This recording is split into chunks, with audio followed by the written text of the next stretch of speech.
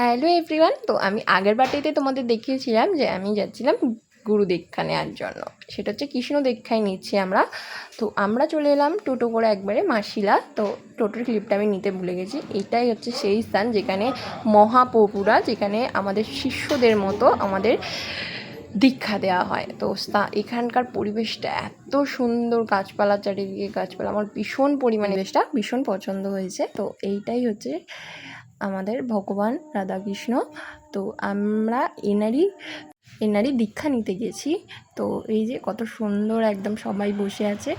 আর এই যে এখানে আমরা তিলক কেটে নিচ্ছিলাম, কারণ এটা মেন অফ দ্য ওয়ার্ড, তিলক কাটা। সবাই তিলক কাটতেই হবে ওখানে গিয়ে। তো এখানে একে একে আমাদের ফ্যামিলিরা সবাই তিলক কাটা, একবার দিদা, একবার মা, একবার ভাই, একবার আমিও। তার মধ্যে কিন্তু অনেক সবাই লোক এসে গেছিলো, তারাও কেটে নিচ্ছিলো। তাদের ক্লিপগুলো আমি অত নিইনি।